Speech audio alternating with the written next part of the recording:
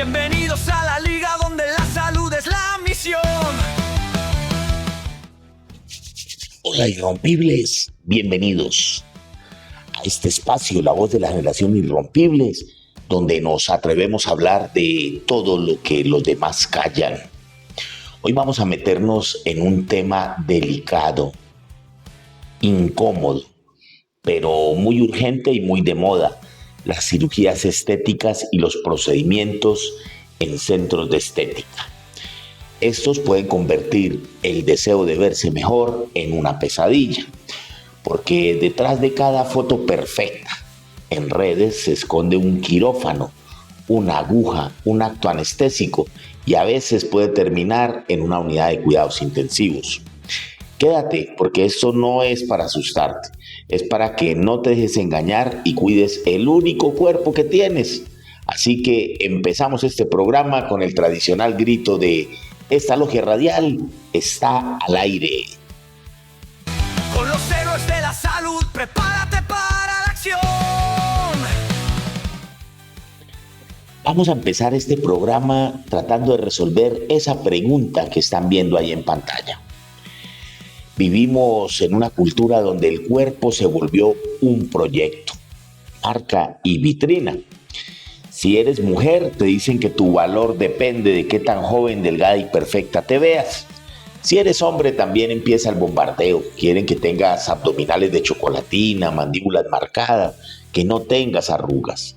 No es raro que muchas personas vean la cirugía estética como una solución rápida para encajar, para gustar o incluso para llegarse a sentir que son aceptadas. El problema no está en querer verse bien, el problema es que no ves los riesgos. Minimizas las consecuencias que puede tener esto y confías la salud a cualquiera que diga promo y resultados garantizados. Muchas mujeres se hacen cirugías estéticas por una mezcla de motivos diversas, desde mejorar su autoestima, ajustarse a presiones sociales sobre el cuerpo y recuperar cambios tras el embarazo o evitar el envejecimiento, y en algunos casos loable por tratar de recuperar secuelas de enfermedades o traumas. Los motivos más frecuentes: mejorar la autoimagen. Muchas dicen que quieren corregir detalles que no les gustan y sentirse más cómodas al mirarse al espejo. La autoestima y la seguridad, al verse más acordes como se sienten por dentro, aumenta su seguridad en lo social, en lo laboral y, lo más triste, creen que con esto va a mejorar su vida de pareja. Existe una presión social y de género, es fuerte, sobre la apariencia de la mujer, asociando el valor personal con juventud, delgadez y con ciertos rasgos físicos. Algunas personas tienen miedo a envejecer, buscan mantener la juventud y el atractivo, retrasando los signos visibles de la edad, que son completamente naturales, normales y esperables en todos nosotros. Recuperar el cuerpo previo antes de alguna situación puede ser uno de los motivos que llevan a que alguien busque hacerse una cirugía estética. Esto puede ocurrir tras embarazos, cambios de peso o enfermedades. Los ejemplos clásicos: la reconstrucción mamaria después de una mastectomía por cáncer mamario. Muchas mujeres quieren realizarla. También es un ejemplo la mujer que después de 2 o 3 embarazos siente incongruencia entre cómo se siente, activa y joven, con un abdomen flácido o con sus glándulas mamarias caídas. Consulta y busca a los cirujanos plásticos para recuperar la figura que tenía antes. Y aquí es donde nos hacemos una pregunta: ¿cuándo algo es sano y cuándo no? Pues en forma saludable la cirugía puede mejorar la calidad de vida, disminuir complejos y favorecer el desarrollo personal y profesional en alguien. El problema es cuando se vuelve una obsesión. Se buscan cambios irreales o se pretende resolver conflictos internos profundos con retoques externos. En esos casos, los cirujanos que asumen el caso deberían decir que no, y si hace falta, sugerir el apoyo por un profesional en salud mental. Hay que hacernos una mirada crítica de género. Muchas mujeres dicen que se operan por ellas mismas, pero lo hacen dentro de un sistema que cosifica el cuerpo femenino y que premia ciertos estándares. Hay discursos que presentan la cirugía estética como liberación o empoderamiento, pero también puede reforzar la idea de que la mujer vale por cómo se ve. Con los héroes de la salud, prepárate para la acción. Y nos trasladamos de cabinas a pros. Realizar una cirugía plástica no solamente es intervenir al paciente en el quirófano el día y la hora programados. Este acto va más allá de un solo momento. Necesitamos tener una serie de pasos y una secuencia de actividades que vayan encaminadas a ofrecer no solamente un resultado en el paciente, sino también seguridad, tranquilidad y bienestar para la persona que se está sometiendo al procedimiento y también para el personal que lo ejecuta. No es fácil muchas veces distinguir esto por parte del paciente, pero nosotros como profesionales capacitados para ejecutar las cirugías plásticas lo hacemos día a día, noche a noche con nuestros pacientes y necesitamos que ustedes los conozcan para que también se hagan una idea de la seriedad del caso, porque la programación va en conjunto con la ejecución y esto es un proceso. El acto quirúrgico hace parte de una línea y una secuencia de eventos, pero todo comienza antes y no termina en el quirófano ni con los resultados inmediatos. Yo siempre les digo a los pacientes, esto es un matrimonio entre el paciente y el cirujano, en el cual se van a tener que asumir unas consecuencias a posteriori de realizado el procedimiento. Es esa construcción cuidadosa que comienza con tener una indicación clara del procedimiento, un plan seguro y obviamente un consentimiento informado real del paciente que se va ejecutando ese procedimiento, que como ya les dije, tiene muchos pasos. No tengo el ánimo de decir paso a paso que todo sea rajatabla, pero sí vamos a dar una visión global y en momentos concreta de qué se necesitaría. Lo primero es el contacto inicial entre paciente y cirujano plástico. Podemos distinguir dos tipos de consultas: el paciente que quiere una intervención estética para modificar algún aspecto de su cuerpo que no le gusta, no se siente cómodo, y tenemos el otro caso del paciente que tiene una secuela, una malformación congénita, es decir, nació con un defecto o este defecto puede ser adquirido en la vida por procedimientos, por intervenciones médicas, por traumas, accidentes, por cáncer, quemaduras, en fin, múltiples lesiones que podemos sufrir durante la vida y también hacen parte de los motivos de consulta del cirujano plástico. Es esa distinción inicial la que nos permite objetivizar qué es lo que el paciente necesita y qué es lo que se puede conseguir a futuro con el caso. Entonces, en esta primera valoración y entrevista tenemos que ser muy abiertos a escuchar al paciente, que nos manifiesten cuáles son sus deseos y no solamente lo que él quiere, sino también qué se siente o cómo se siente con esa parte. Nosotros exploramos la zona del cuerpo, realizamos unos exámenes físicos, tomamos fotografías, revisamos la historia clínica del paciente, le solicitamos que nos documente con otros aspectos de su historial médico previo, cómo es el estado de su salud, qué intervenciones se ha hecho, que sean muy honestos para nosotros también saber con qué podemos partir a ejecutar nuestro plan. También debemos reconocer en el paciente cuáles son las expectativas que tiene respecto al caso, porque las expectativas pueden ser subjetivas y debemos objetivizarlas, es decir, debemos materializarlas con el paciente respecto a las características que tiene y también con las posibilidades quirúrgicas y de procedimientos que se le pueden ofrecer, porque nunca vamos a poder llegar a conseguir algo irrealizable porque hay condiciones que no lo permiten. En la cirugía estética también debemos diferenciar entre el deseo y la necesidad, detectar si hay presiones externas en el paciente, ejemplo, familiares, cónyuge, parejas, grupo social o alguna especie de coacción para tomar cierta decisión y ejecutar una cirugía plástica. Adicionalmente, hay pacientes que tienen alguna especie de trastorno o podrían tener algún trastorno en el cual tienen una distorsión de la realidad y pueden incluso estar fantaseando o tener expectativas irrealizables respecto al procedimiento quirúrgico. Entonces tenemos que ser capaces de identificar esos casos y aterrizar la idea del paciente y ofrecer lo que realmente se puede obtener con una cirugía estética. En el componente reconstructivo, la intención es recuperar la función del paciente, obviamente manteniendo los estándares estéticos que el caso pueda tener a aplicarse. La cirugía plástica es la cirugía de la forma. Para que las cosas tengan una forma correcta, deben funcionar correctamente. Esto incluso aplica para otras áreas del conocimiento como el diseño. Entonces, si algo funciona bien es porque tiene adecuada forma. Y la forma pues también hace parte de reconfigurar ciertos aspectos en la cirugía reconstructiva para que tengan una apariencia agradable y lo mejor estéticamente posible, sumado pues obviamente a recuperar la movilidad de cierta área del cuerpo, proteger estructuras importantes que no pueden quedar a la vista o sin protección, mejorar la visión de los pacientes, en fin.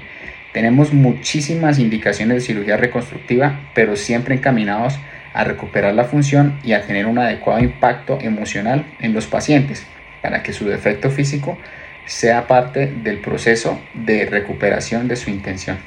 Por otra parte, en el paciente que desea o que necesita cirugía reconstructiva, vamos a buscar recuperar la función, idealmente a la función previa a la secuela o al defecto que tiene el paciente.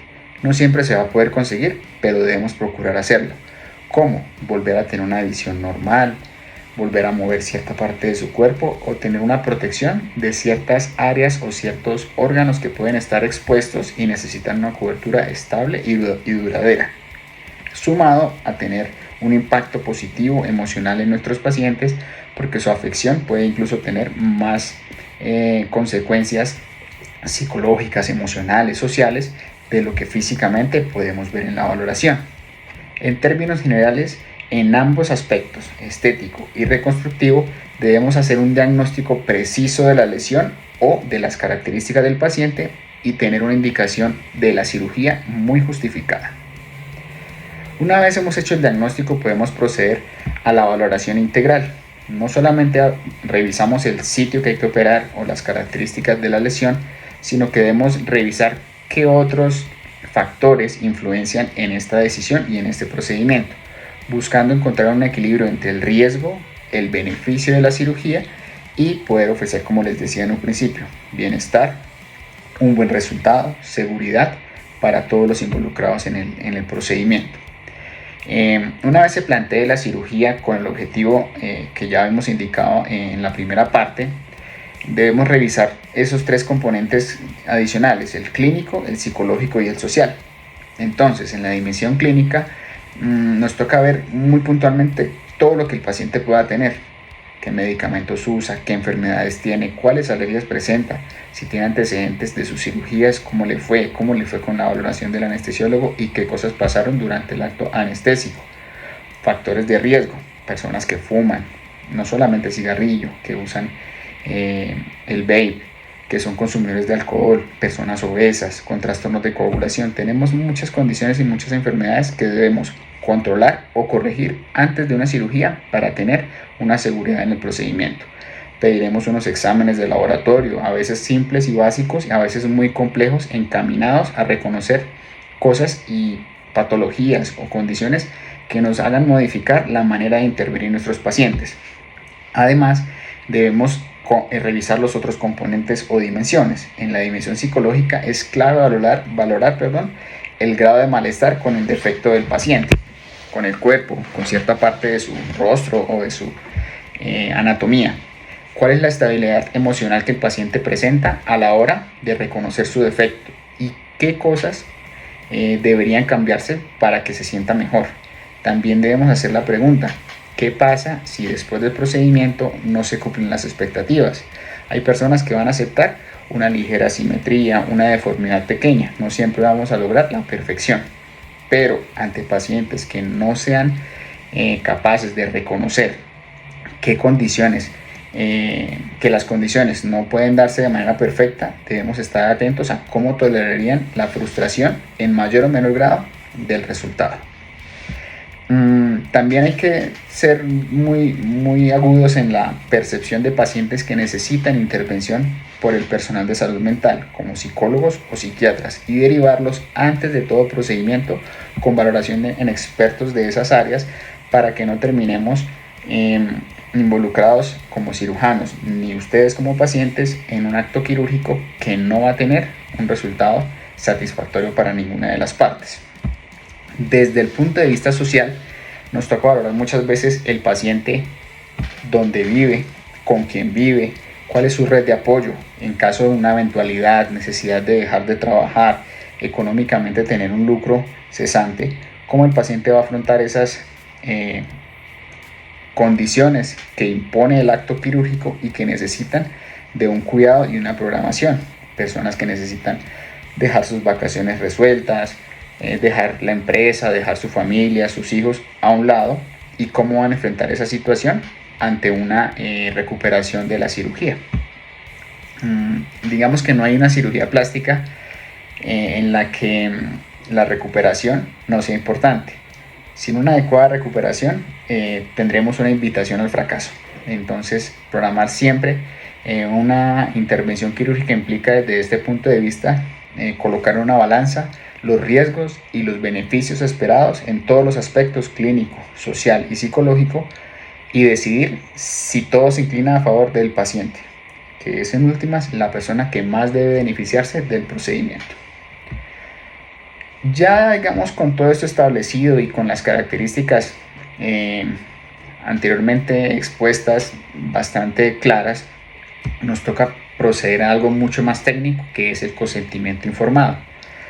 El consentimiento informado no debe ser una renuncia a los derechos, como de pronto muchas personas lo quieren ver, en la que el médico simplemente coloca los riesgos, las posibles complicaciones, y el paciente debe asumirlas. Nosotros debemos explicar, no técnicamente y con un lenguaje sencillo y comprensible, en qué consiste el procedimiento, cuáles van a ser los alcances, cómo van a ser los abordajes, los tiempos de cirugía, si se necesita más de una cirugía para conseguir los objetivos. Explicarles cada detalle del procedimiento para que sepan a qué va a ser sometido su cuerpo y cuáles son las consecuencias de su realización o de su no realización.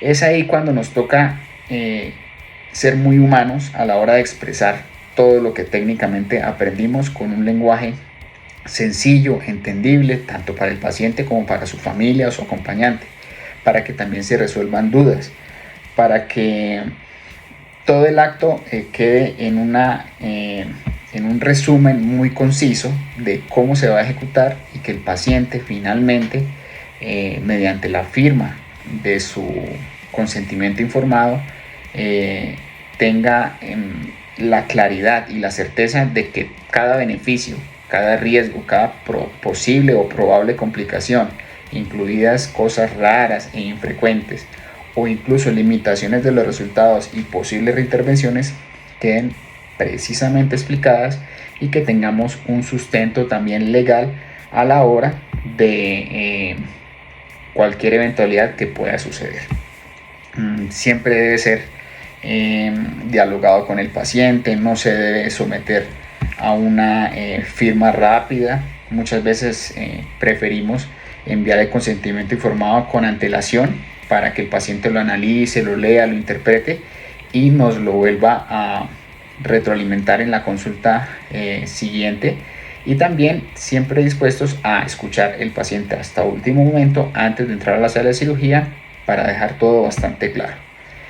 El paciente debe sentirse en libertad de expresar sus temores, sus ansiedades, y cómo tomar esas decisiones libres de coacción, para que todo tenga un buen paso a paso antes de la cirugía.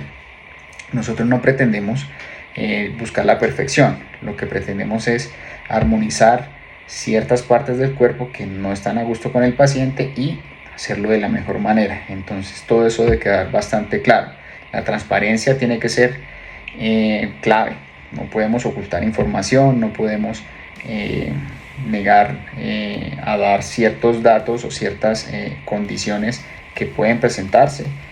Muchas veces, si los pacientes lo permiten, les mostramos videos, les mostramos fotografías de cómo es el acto quirúrgico, no con el objetivo de ser amarillistas ni tampoco con el objetivo de que el paciente tenga temores, sino por el contrario, que sea muy realista de que el acto quirúrgico tiene unas condiciones complejas en muchos casos y que también debemos como médicos cirujanos plásticos reconocer cualquier eventualidad y tratarla. Entonces, cuando la idea está muy concreta y ya la estamos materializando en un documento que tiene implicaciones legales, debemos ser muy concretos y bastante explícitos sin dejar el humanismo por fuera de esta decisión. Y bueno, creemos que ahí el procedimiento legal termina, ¿no? También tendrán que ejecutarse la historia clínica, las anotaciones pertinentes en la descripción quirúrgica, que también soportarán legalmente la veracidad, la seriedad y el compromiso como médicos cirujanos plásticos que tenemos con los pacientes. Una vez el consentimiento informado está diligenciado y reconocido por las partes involucradas, vamos a programar la cirugía. La cirugía, como bien lo dice su nombre, debe programarse, es decir, debe tener una planeación en tiempos, cantidad de personas involucradas, el lugar de la cirugía, los demás profesionales involucrados, porque una vez definimos la intervención, debemos también definir quiénes son los involucrados. Muchas veces los procedimientos se pueden realizar por parte del cirujano con su ayudante quirúrgico, que puede ser generalmente una instrumentadora o un instrumentador quirúrgico. Pero en otros casos debemos contar con la presencia de más especialistas, anestesiólogos, otro cirujano plástico, médicos ayudantes quirúrgicos, dada la magnitud del procedimiento, la necesidad de cirugías en un mismo acto anestésico. Todo eso debe quedar programado. Además, en muchas cirugías plásticas utilizamos materiales externos, no solo trabajamos con los tejidos propios del paciente.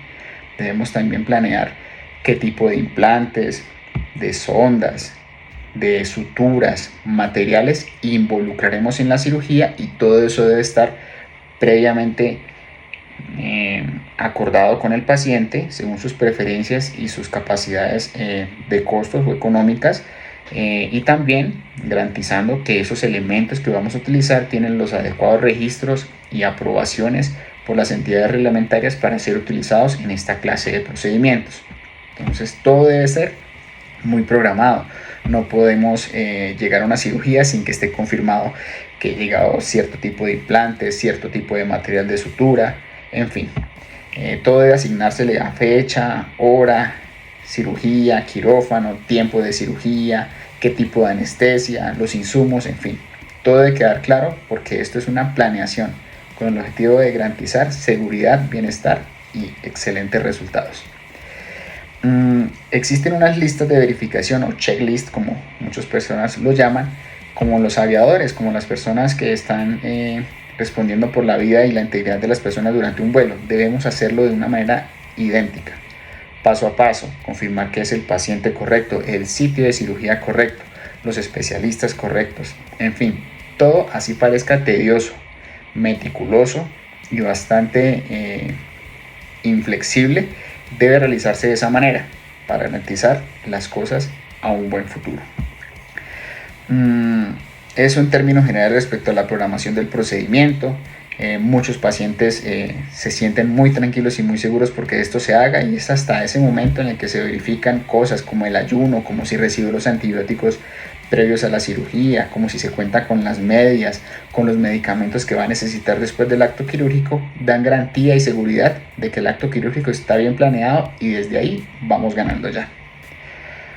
Una vez ya el paciente tiene la programación ejecutada, vamos al acto técnicamente descrito como la cirugía.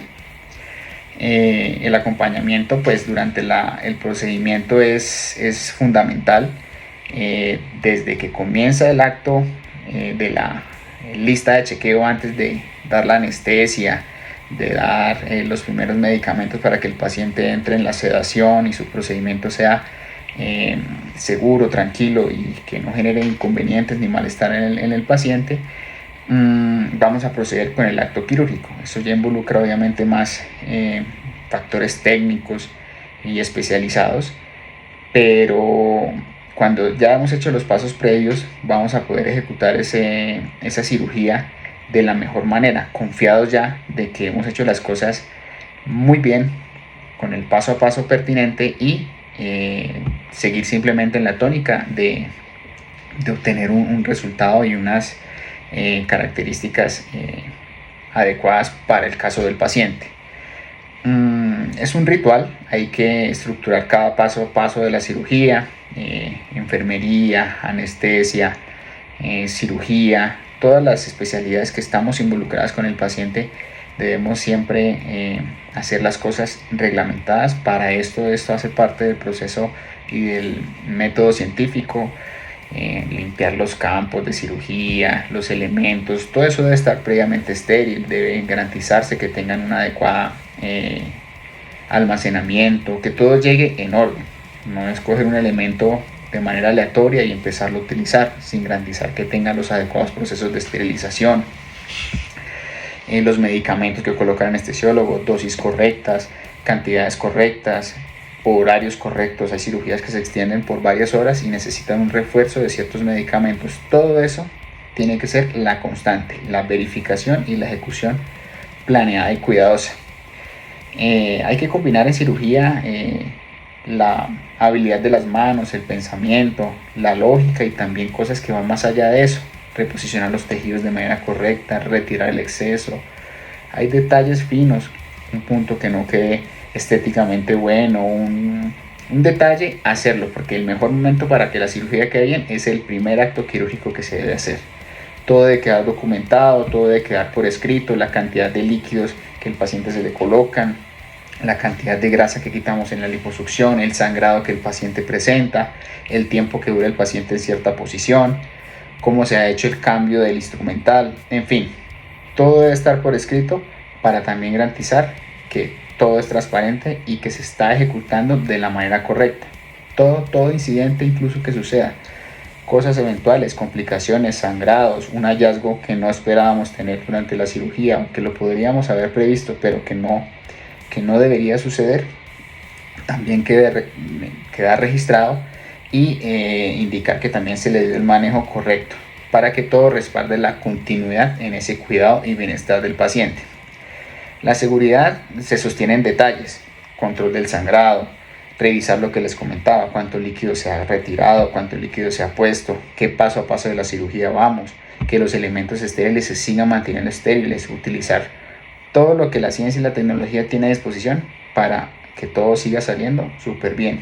Evitar la hipotermia del paciente, verificar siempre antes. Es muy común que hagamos una verificación doble en la que solicitamos X o Y elemento o estamos haciendo cierta parte del procedimiento y lo conversemos con la persona que nos está asistiendo para verificar que estamos en esa parte. Siempre la verificación doble, incluso a veces en más ocasiones, nos va a permitir esa tranquilidad de seguir haciendo el paso a paso.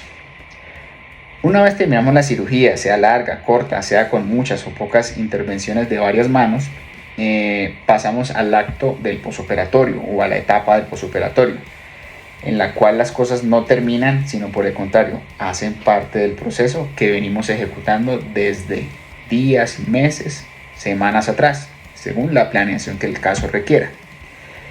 Como eso no acaba ahí, necesitamos recordar nuevamente qué cosas van a suceder después de la cirugía. En mi caso, muchos colegas lo hacemos así. Antes de la cirugía le entregamos al paciente una lista de cosas que va a sentir, le explicamos cómo va a ser su recuperación, el dolor, la inflamación, para que se hagan una idea y se programen mentalmente de cómo deben enfrentar esa etapa. Porque para nadie es un secreto que hay dolor, inflamación, limitaciones para a veces orinar, hacer deposiciones, cosas secundarias a las mismas, efectos de los medicamentos o el hecho de estar en cirugía hace que ciertas funciones del organismo queden transitoriamente detenidas o enlentecidas, y todo eso el paciente lo debe saber para que tengamos más tranquilidad y más seguridad durante la fase de recuperación. El despertar es fundamental, el acompañamiento, los pacientes se pueden sentir tristes, abandonados, debemos estar siempre ahí. No acaba todo con el último punto de sutura o con la curación.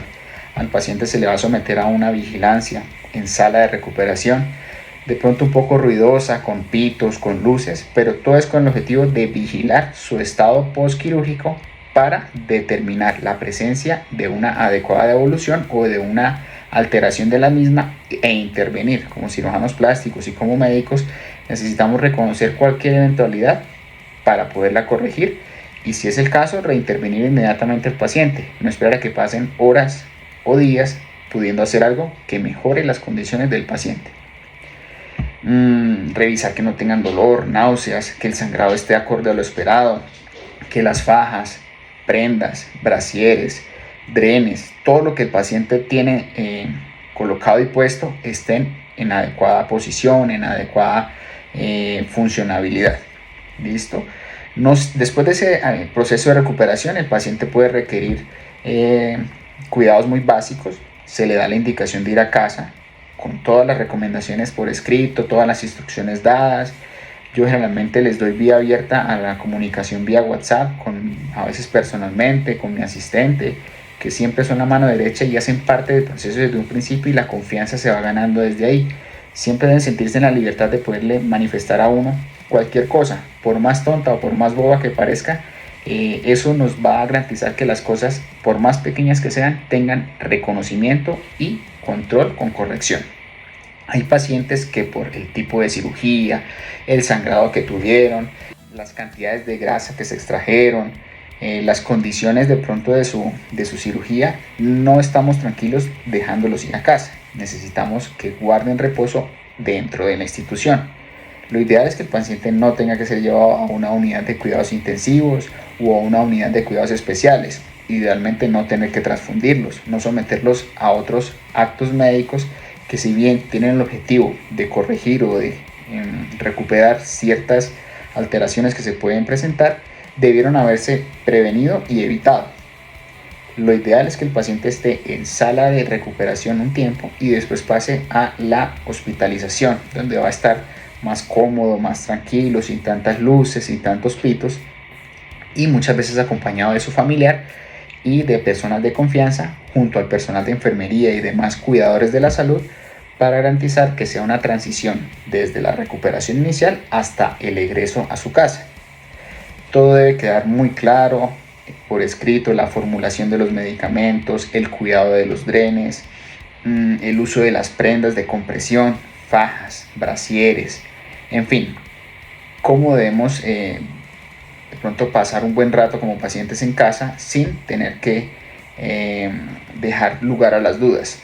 El seguimiento ambulatorio implica muchas veces visitar al paciente horas después de la cirugía, al día siguiente, revisar cada componente de su anatomía, citarlos en cierto periodo, puede ser días, una semana después, depende del tipo en particular de cirugía que se haya hecho, y poco a poco darse cuenta de que el resultado se va manifestando. Muchas veces el cambio es inmediato, pero hay inflamación, moretones, dolor, y el paciente está feliz, nosotros obviamente también, pero las cosas en cirugía plástica toman tiempo, y eso es otra condición que, como les decía en un principio, se analiza desde que conocemos a nuestros pacientes y su capacidad de visualizar a futuro la recuperación y la evolución, idealmente hacia la mejoría.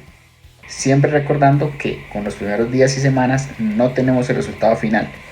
Hay procesos que demoran un año o un poco más en tener el resultado definitivo, pero a medida que pasen los días, las semanas y los meses, vamos a ir notando ciertas etapas en las que el resultado se va a ir manifestando, y eso generalmente nos da mucha tranquilidad y mucha seguridad de que las cosas están sucediendo de la manera correcta.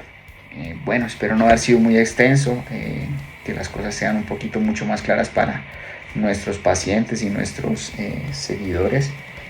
Allá en La Voz de la Generación Irrompible les mando un abrazo grande, admirando esa llamativa intención de comunicar, y más el hecho de comunicar situaciones, realidades que existen y que desafortunadamente, por no ejecutarse de manera correcta por parte de los pacientes o por parte de los cirujanos y médicos que intervenimos a los pacientes, pueden resultar en situaciones lamentables.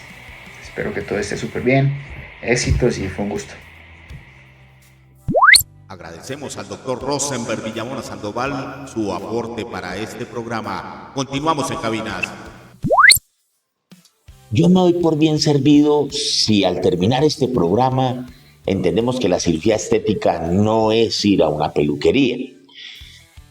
Una cirugía estética es una cirugía con todas las letras. Eso significa anestesia general, regional o sedación, dada por un profesional.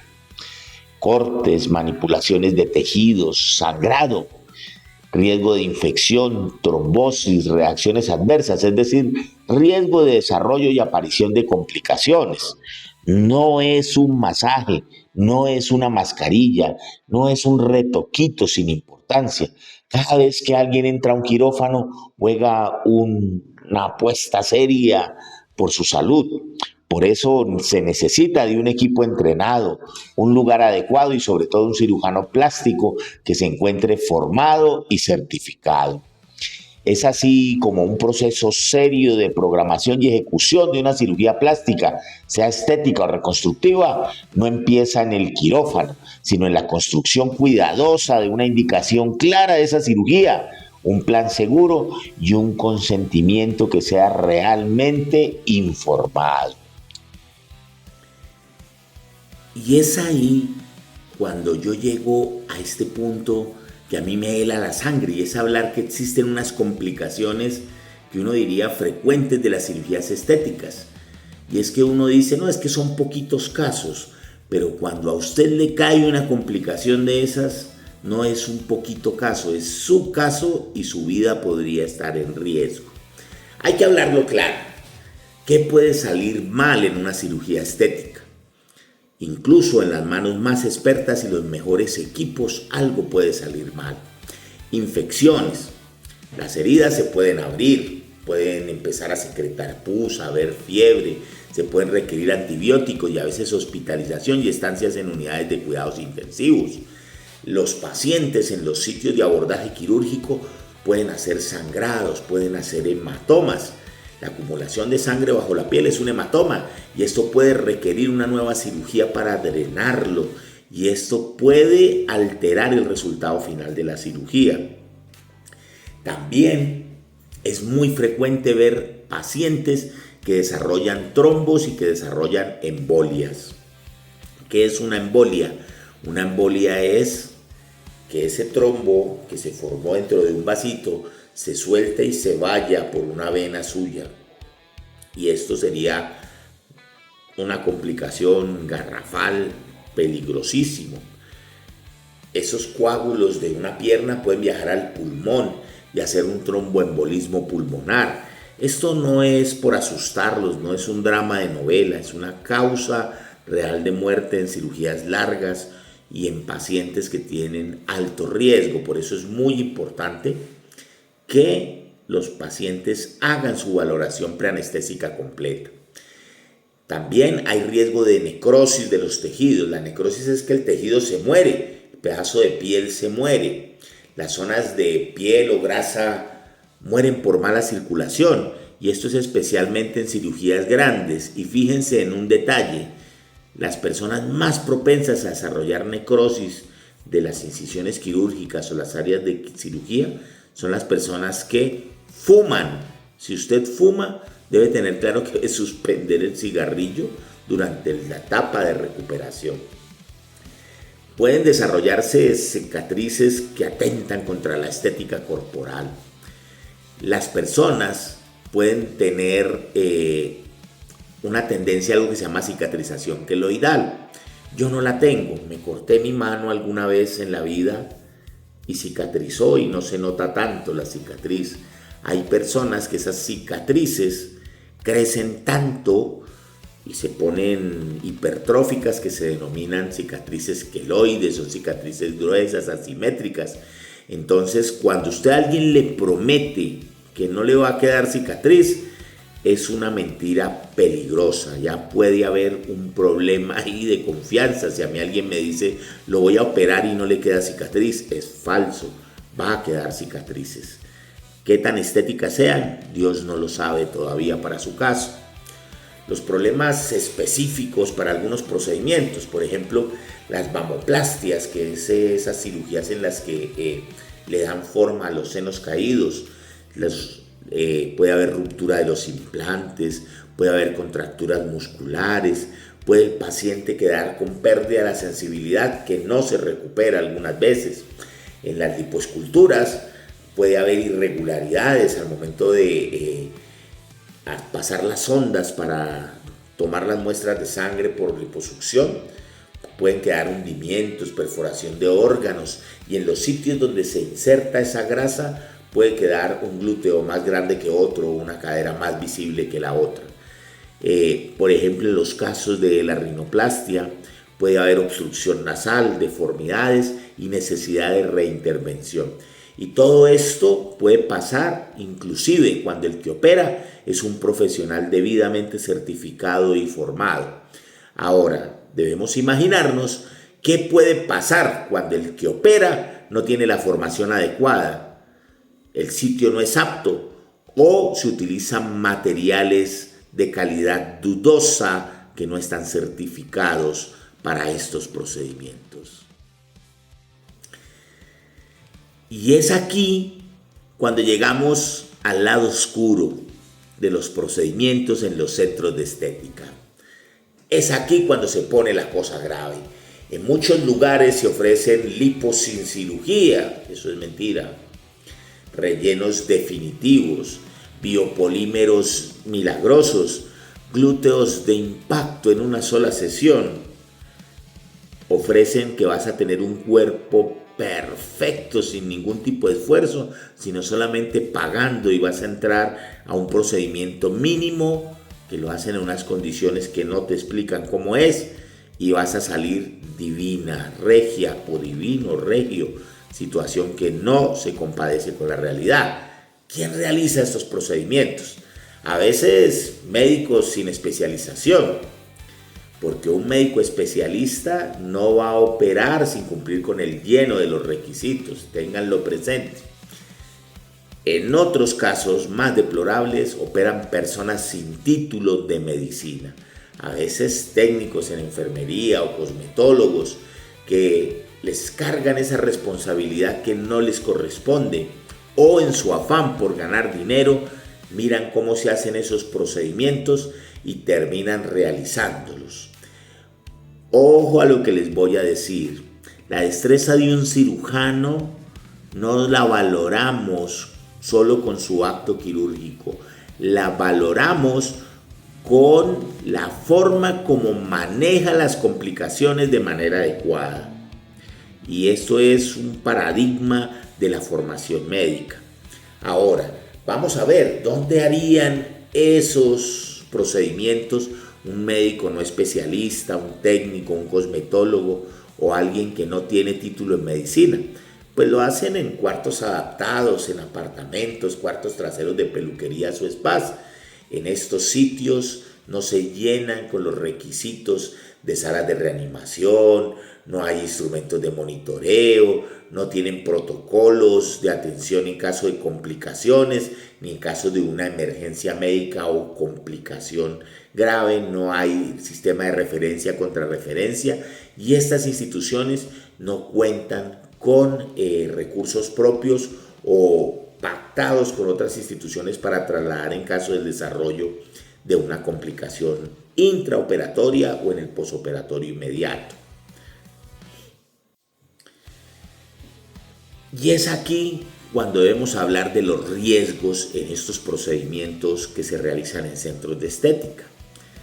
Cuando un procedimiento médico no se hace donde debería ser, es decir, se hace en cualquier sitio porque no debería hacerlo, los riesgos se disparan. El riesgo siempre va a estar, pero hay más riesgo de que algo salga mal cuando lo hace quien no está debidamente certificado y en un sitio que no está debidamente habilitado para realizar esas actividades. Estas personas pueden utilizar sustancias peligrosas.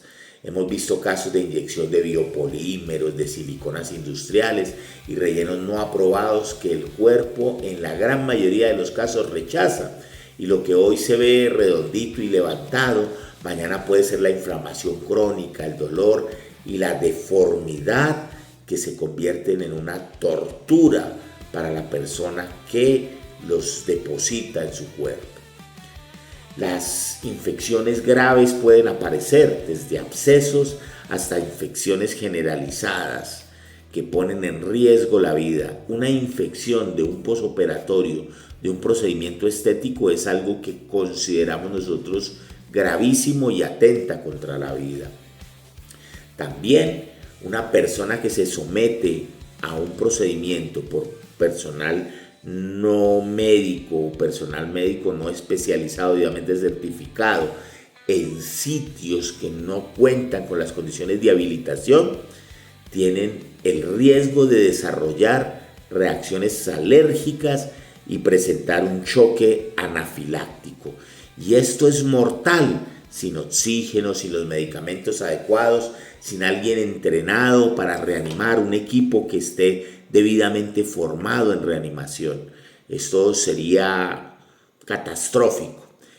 También existe el riesgo de que aparezcan deformidades permanentes, rostros desfigurados por mala aplicación de rellenos, labios desproporcionados, glúteos deformes, y lo más duro que les debo decir es que van en busca de un resultado idealizado en un procedimiento que lo realiza una persona no certificada en sitios no habilitados y terminan con resultados desastrosos que a la gran mayoría de las veces no se pueden revertir.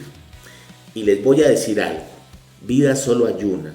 La complicación más temida por cualquier cirujano es la muerte. ¿Por qué? Porque cuando usted lo van a operar porque necesita una cirugía, porque está enfermo, se va a morir, pues es un riesgo a la muerte. Pero cuando usted decide que se va a hacer un procedimiento estético, es decir, no tiene riesgo de muerte, y aparece la muerte, debe tenerlo claro.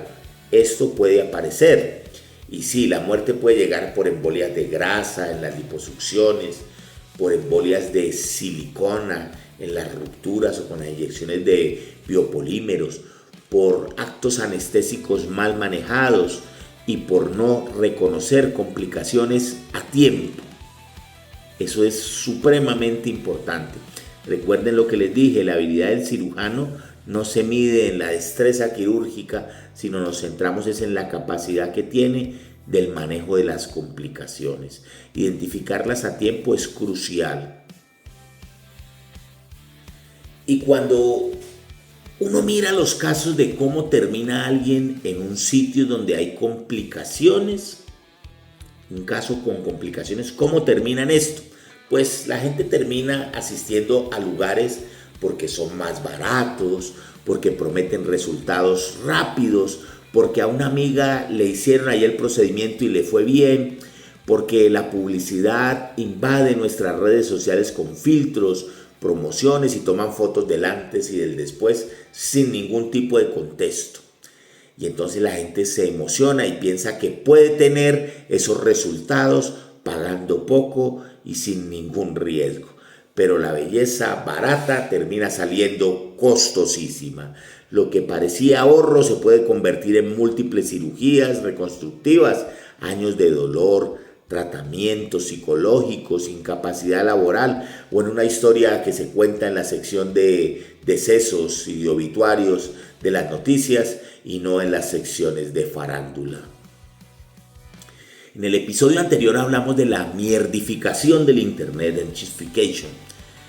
Sí, las redes sociales generan una presión personal y sobre la autoestima, y hay una presión social sobre la figura que deberíamos esperar ver en una mujer o en un hombre. Y es ahí cuando debemos decir que también debemos mirarnos hacia adentro. Las redes sociales nos venden esos cuerpos irreales, con filtros, con retoques digitales, con poses y luces diseñadas para engañar el ojo. Compararnos todo el tiempo con esos estándares enferma nuestra autoestima. Y una autoestima herida es un terreno fértil para tomar decisiones impulsivas. me opero ya, no importa dónde, igual todo el mundo lo hace, a algunos les ha ido bien, es barato, no requiere esfuerzo. Deberíamos ahí preguntarnos si realmente necesitamos cambiar nuestro cuerpo o si necesitamos reconciliarnos con él. Si estamos tomando una decisión desde el amor propio o estamos tomando una decisión desde el rechazo profundo. Usted, señora, su ex marido no va a querer volver con usted, su expareja no va a querer volver con usted porque usted se opere y se vea más linda. En estos casos debemos irnos a la prevención para evitar que no aparezcan complicaciones. Entonces, no es para que no aparezcan, es para minimizar el riesgo, porque así como ya lo conversamos, todo procedimiento quirúrgico implica un riesgo. Entonces, si estás pensando en realizarte una cirugía o un procedimiento estético, pues no te vamos a juzgar, pero sí debemos decir que debes cuidarte. Vas a verificar que el cirujano sea un cirujano plástico con especialización reconocida, con su registro activo en el RETUS como cirujano plástico, que sea miembro de la Sociedad Colombiana de Cirugía Plástica. Debes asegurarte que el lugar donde te van a operar tenga la habilitación en salud, que no es ese letrerito que colocan allá, solo eso, es todo lo que ese letrerito implica, ese afiche pequeño que tiene el tamaño de una hoja carta, dice habilitado para, y entonces quirófanos, el servicio que habilita el ente territorial en salud. Debes también preguntarte por los riesgos reales, si estos realmente existen, cuáles pueden ser para ese procedimiento y no solo hacer ese procedimiento pensando en los beneficios que te prometen. Así que debes empezar desconfiando de todas esas ofertas por tiempo limitado, de las decisiones apresuradas, de las figuritas donde salen mujeres con el antes y el después, desconociendo el proceso que ocurre entre ese antes y ese después y los riesgos que esto implica.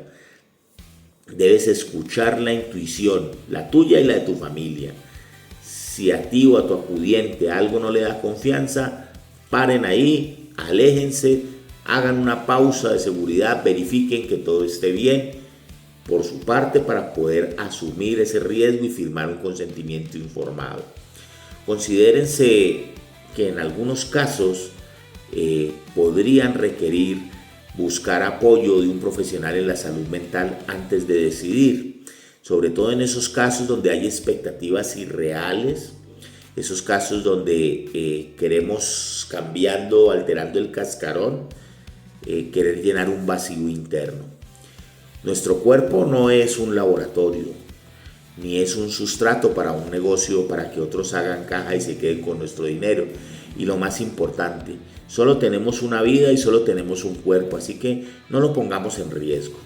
Cuidémonos. El cuidado empieza por nosotros y la prevención de las complicaciones empieza precisamente con la prevención de realización de procedimientos innecesarios y la verificación de que se hagan estos en sitios adecuados. Bueno, irrompibles, yo voy a despedir este programa diciéndoles que ser parte de la generación irrompible no significa que nunca nos duela nada, significa que dejamos de rompernos por tratar de encajar en moldes imposibles. Podemos querer cuidarnos, vernos bien, mejorar aquello que nos incomoda, pero con información, con criterio y sobre todo con respeto por nuestra propia vida y sin correr riesgos.